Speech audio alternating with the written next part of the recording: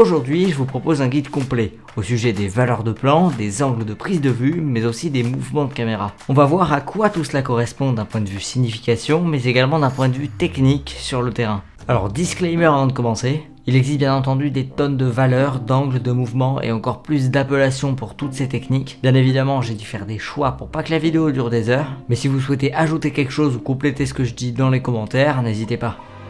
Alors commençons avec la première partie, les valeurs de plan. Numéro 1, le plan d'exposition. Le plan d'exposition sert à situer une scène en posant le contexte. C'est pour cette raison qu'il est souvent placé au début d'une scène, c'est pour découvrir le décor. Dans certains cas, on peut même voir les personnages sur un plan d'exposition, ce qui permet à ce moment-là de situer les personnages dans l'espace. Numéro 2, le plan large. Sur un plan large, on voit toujours le décor et les personnages. Ça permet de savoir avec précision où se situe un sujet dans l'espace, et c'est pour cette raison qu'on le place souvent au début d'une scène de dialogue par exemple. Alors donc le plan large, qu'est-ce que ça donne sur le terrain? Ici on voit donc notre personnage au milieu du décor finalement, donc avec une route qui passe derrière, enfin bon j'ai pas besoin de vous décrire, hein, vous voyez très bien. Ce qui est très important à noter, c'est que pour les plans larges, on utilise souvent des focales allant de 12 à 25 mm. Ici en l'occurrence, bon le G90 est en micro 4/3, donc j'ai un 12 mm micro 4/3, en plein format ça fait un équivalent 24 mm.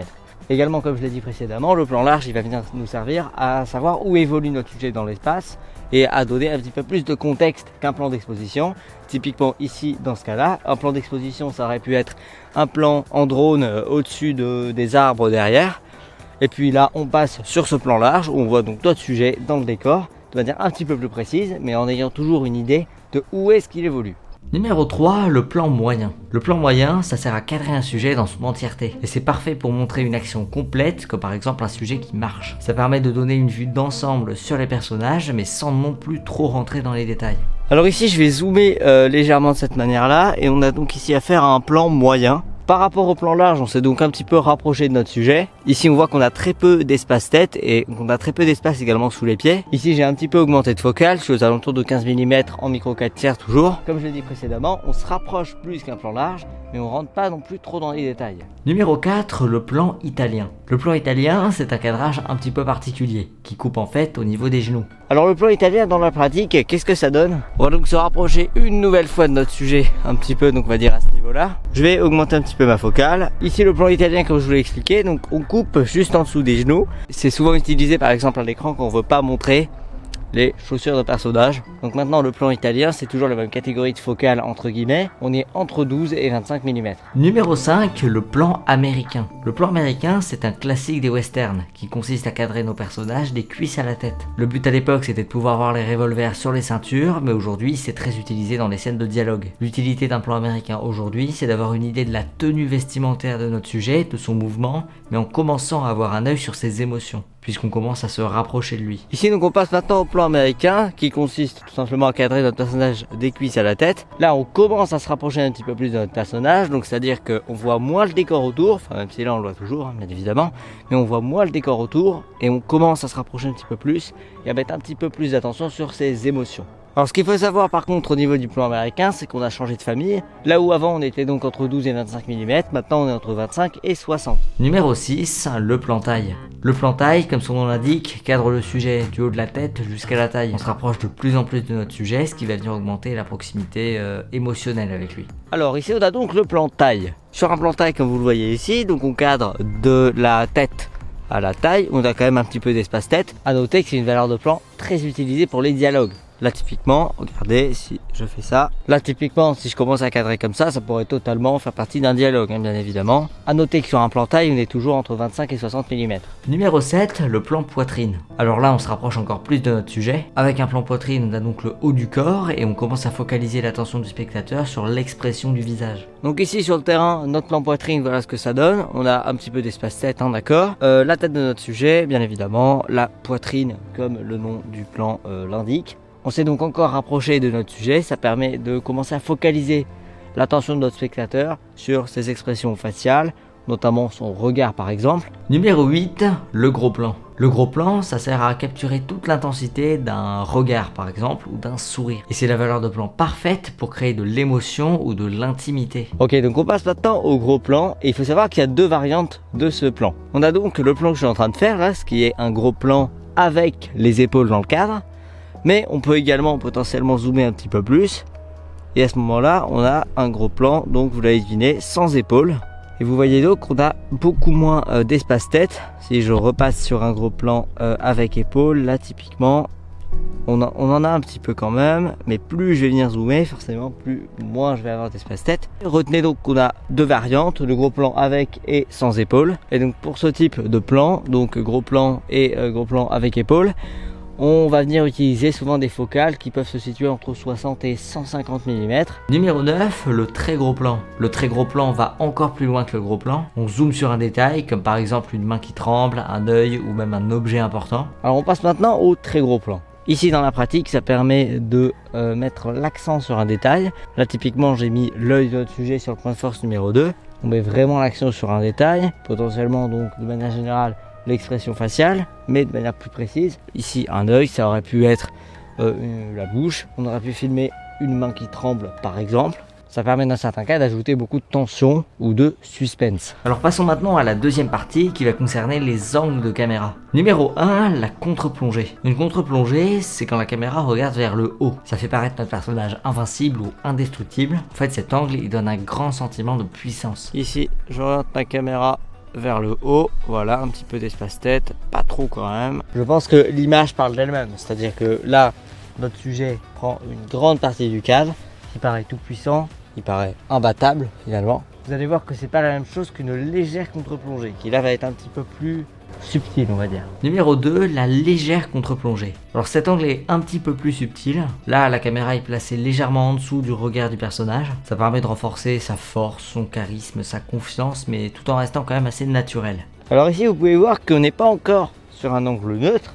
Donc c'est-à-dire on n'est pas encore à un angle à la hauteur des yeux, mais on est légèrement en dessous, d'accord? Ça, comme je vous l'ai déjà dit, ça va pas avoir la même utilité que la contre-plongée classique, si je puis dire. Numéro 3, l'angle neutre. Alors ici en fait, on juge pas le personnage, on le rend ni supérieur ni inférieur. Dans certains cas, ça permet de s'identifier au personnage, puisqu'on est à hauteur des yeux, comme ça pourrait être le cas dans la réalité. Et même si on s'éloigne un petit peu du sujet de la vidéo, c'est par exemple pour cette raison que c'est très utilisé en interview. Donc ici avec un angle neutre, on est au niveau des yeux de notre personnage, on choisit en fait de ne pas le renforcer ou de ne pas, disons, l'affaiblir. Et c'est par exemple très utilisé en comédie. Numéro 4, la légère plongée. Là, on va venir placer la caméra légèrement au-dessus du sujet, ce qui crée une sensation de vulnérabilité. Ça peut signifier que le personnage ressent par exemple un doute ou une inquiétude. Et au cinéma, c'est très souvent utilisé pour souligner des moments de questionnement par exemple. Donc ici, la légère plongée, ça va nous servir à souligner un doute. Et selon la manière dont on va placer notre caméra ici, ça va pouvoir avoir différents effets. Typiquement, ce que j'aime bien faire, c'est, regardez, on va se rapprocher un peu. On a vraiment un cadrage qui va venir être déstabilisant, mais vraiment énorme. C'est-à-dire que là, on est super près de notre sujet. Ça peut par exemple servir pour des scènes où vous entendez ce que le sujet se dit. Par exemple, qu'est-ce qu'il est en train de faire, enfin, vous voyez ce que je veux dire. Et donc là, on est littéralement avec lui dans sa tête grâce à ce type de cadrage. Numéro 5, la plongée. Cette fois, on remonte encore un petit peu la caméra de manière à ce qu'elle regarde vers le bas. La plongée, c'est parfait pour des scènes de désespoir ou de panique. Un angle en plongée, ça peut symboliser la solitude ou l'angoisse. Non mais tu veux pas essayer de faire genre...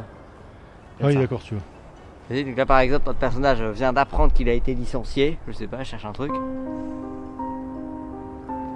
Voilà, et potentiellement on peut y rajouter un petit mouvement. Donc je sais pas, là je me sens inspiré, donc on va faire ça. Vas-y, fais-le.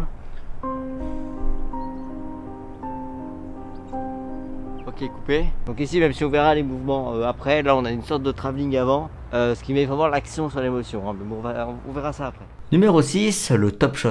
Le top shot, en fait, c'est une variation de la plongée, où la caméra regarde à la verticale vers le bas. Ça permet le plus souvent de situer une scène ou de faire ressentir encore une fois de la solitude. Numéro 7, le Dutch angle. Le Dutch angle ou Dutch angle, hein, ça dépend comment vous le dites, c'est un angle un petit peu particulier. La caméra est inclinée, ce qui crée un horizon penché qui peut déstabiliser le spectateur. Le plus souvent, ça montre le danger, la folie ou même l'incompréhension. Alors le Dutch angle, voyons ce que ça fait donc sur le terrain. Alors ici j'ai un trépied à bol, donc c'est un petit peu plus simple. Vous pouvez aussi le faire à la main. Donc je viens dévisser, tac, je penche ma caméra. Et ce que vous pouvez faire, c'est aussi de le combiner avec une plongée par exemple. Et alors là vraiment, mais j'ai un plan extrêmement particulier qui donne vraiment une sensation d'enfermement, hein. Donc vas-y, essaye de jouer la scène du licenciement. Ok, et donc là, Ça fonctionne très bien, hein, voilà, on voit le désespoir. Numéro 8, la vue subjective. La vue subjective consiste à montrer au spectateur ce que voit le personnage. La caméra va en fait venir remplacer les yeux du personnage en imitant par exemple ses mouvements de tête ou ses tremblements. Cette technique est souvent accompagnée d'autres plans qui montrent le personnage lui-même. À ce moment-là, on alterne donc entre de la vue subjective et des plans plus classiques pour maintenir une certaine connexion. Et pour vous donner un exemple, la vue subjective est souvent utilisée dans les films d'horreur. Ça permet de faire ressentir les émotions d'un personnage, comme ses doutes ou ses peurs. Ici par exemple, notre personnage marche, hein, d'accord ? Je vais venir prendre la caméra à la main. Et le but là, c'est que je mette ma caméra à la hauteur de la tête de mon personnage. Donc ici, j'ai un rig épaule, donc bon, c'est un petit peu plus facile, j'ai envie de vous dire. Hop, je me mets à l'épaule. Je suis au niveau de la tête de mon personnage et je vais venir imiter ses mouvements de tête. Comme si nous voyions finalement ce que lui voit. Physiquement, j'avance. On regarde à gauche, on regarde à droite, on revient. Et après du coup, la combinaison des deux va venir donner ce que vous voyez actuellement à l'écran. Donc c'est-à-dire, on voit notre personnage qui avance, on voit ce qu'il voit et on le revoit qui avance. Passons maintenant à la troisième partie, les mouvements de caméra. Alors on distingue généralement deux types de mouvements de caméra. Premièrement, les mouvements de panoramique, quand la caméra va se déplacer sur son axe. Elle va pivoter, que ce soit de manière verticale ou horizontale. Et ensuite, les mouvements de travelling, quand la caméra cette fois-ci va faire un mouvement dans l'espace, que ce soit en avant, en arrière, sur les côtés, etc. Commençons donc par le panoramique. Le panoramique se divise en général en deux mouvements. Premièrement, le pan, c'est-à-dire quand la caméra pivote de manière horizontale, et le tilt, quand la caméra s'incline de manière verticale. Les mouvements de pan sont souvent utilisés pour dévoiler un décor par exemple, mais aussi pour suivre un sujet lorsqu'il se déplace, que ce soit un humain, un véhicule ou un animal. Les mouvements de tilt, eux, sont souvent utilisés pour dévoiler un décor trop grand pour rentrer dans le cadre, comme par exemple un arbre, une montagne ou un gratte-ciel. Et je rajouterais qu'un tilt de bas en haut peut amplifier la sensation de puissance ou de hauteur. On va donc voir maintenant des exemples de ces deux mouvements sur le terrain en extérieur. On commence donc par le pan, qui est très souvent utilisé pour suivre un sujet en mouvement. Ici, on voit donc ce que ça donne. Action. Je vais pouvoir venir suivre mon sujet comme ça dans l'espace et voir un petit peu comment il se déplace. Et comme vous l'avez remarqué, la caméra n'a pas changé d'axe, on a simplement suivi notre sujet. Et deuxième mouvement de panoramique maintenant, donc le tilt, que ce soit de bas en haut ou de haut en bas. Ici, comme vous pouvez le voir, je suis en train de dévoiler le sujet de bas en haut. Et voilà, et maintenant je vois en entier. Passons maintenant au mouvement de travelling. Alors numéro 1, le travelling avant. Un travelling avant, c'est lorsque la caméra avance vers un sujet. Ça peut servir à accentuer une émotion, une action ou à donner une impression de découverte. Et c'est également très utilisé pour les plans d'exposition. On commence donc avec le travelling avant. Alors avant de commencer, je vous précise, ici c'est mon fameux slider fait maison, voilà d'accord. Avec un petit chariot comme ça qui permet de faire des mouvements un minimum stables. Bien évidemment, il y en a beaucoup plus stable que ça. Mais donc ici on est parti pour un petit travelling avant. Vous voyez que c'est extrêmement simple, je me rapproche du sujet. Comme on a vu, ça permet généralement d'accentuer une émotion. Je sais pas si on veut montrer par exemple que notre personnage est déterminé ou quelque chose du genre, on pourrait peut-être venir faire un petit travelling avant comme ça sur lui. Puis ça peut montrer possiblement sa force, etc. Numéro 2, le travelling arrière. A l'inverse, un travelling arrière, c'est quand la caméra recule par rapport au sujet. Et généralement, c'est utilisé pour créer une certaine distance émotionnelle avec le personnage. Ça peut symboliser un éloignement ou un départ. Alors à l'inverse, maintenant avec un travelling arrière, c'est totalement l'inverse. On s'éloigne d'un sujet, on s'éloigne de ce qu'il pense. Ici par exemple, je sais pas, peut-être que tu peux essayer de marcher en arrière. On va imaginer que je sais pas, tu quittes ta maison, d'accord ? Donc là vas-y, tu marches. Et en même temps, on fait un travelling arrière. Vous voyez ce que ça donne? Alors bien sûr, là on voit les barres de travelling dans le cadre, mais c'est pas voulu. Après bien évidemment, vous pouvez utiliser un travelling arrière pour plein d'autres choses, hein, d'accord. Ça peut très bien être simplement suivre un sujet. Typiquement dans Olivier Marlins, il y a beaucoup de travelling arrière. Et c'est pas pour autant qu'on s'éloigne de ce qu'il pense, etc. Numéro 3, le travelling latéral. Un travelling latéral, c'est quand la caméra se déplace horizontalement. Et le plus souvent, ça permet de suivre un sujet en mouvement. Alors on passe maintenant au travelling donc latéral. Ici on va faire un travelling de gauche. Chose intéressante à savoir avec les travelling latérales, ça peut en dire long sur votre histoire. Typiquement un travelling vers la droite peut donner l'impression que le personnage va plutôt vers le futur, et un travelling de gauche qui va plutôt vers le passé. Ici encore une fois, c'est vrai dans certains cas, c'est faux dans d'autres. Je pense au dernier film qu'on a fait, Olivier Marlins, il y a plein de travelling de gauche, alors qu'en réalité, il avance dans sa quête. Donc voilà, c'est pas toujours vrai. Mais ici, on va faire un travelling latéral, donc vers la gauche, qui peut aussi être appelé travelling d'accompagnement dans certains cas. On est parti, action. Voilà, coupé.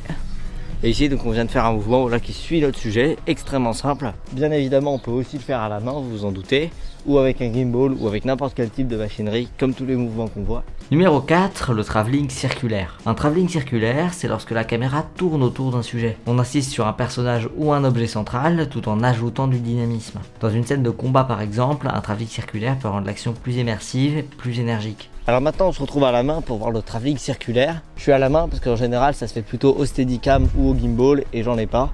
D'ailleurs si vous faites attention, il y en a un dans Olivier Marlins, au moment où Olivier Marlins se rend compte qu'il a perdu la vipère de vue à Bayonne. Il y a un travelling circulaire autour de lui pour montrer un petit peu où il est et pour montrer qu'il est seul face à tout ça finalement. Ok, alors on est parti, ce que tu vas faire c'est que tu vas essayer de rejouer cette scène là. Okay. Donc tu regardes un petit peu autour de toi et puis il n'y a personne. Et tu vas démarrer en tournant légèrement ton buste vers ta droite. Ça devrait aller. Je vais me mettre en longue focale. Et action.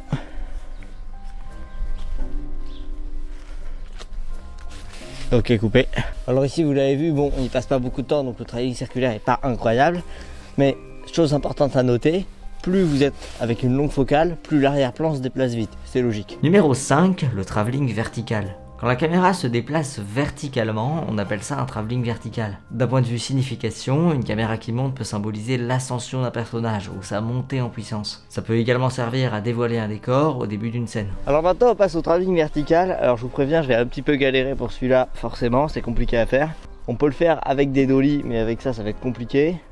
Et on peut le faire avec des grues, mais on n'a pas de grue, logiquement, donc ça va être un peu dur.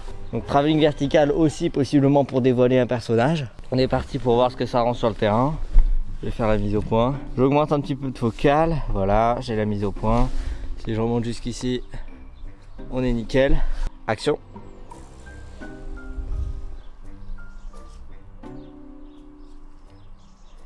Ok, cut.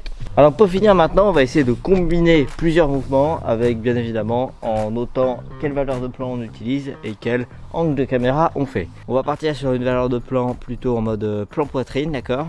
On va faire la mise au point sur toi, nickel. Donc on va faire un travelling de gauche. On va faire un pan vers la droite et en même temps un tilt vers le haut. Si vous analysez bien, et d'ailleurs c'est dans le making of de Olivier Marlins, la scène avec le travelling au début de l'entretien, vous avez comme ça une combinaison de mouvements. Et action.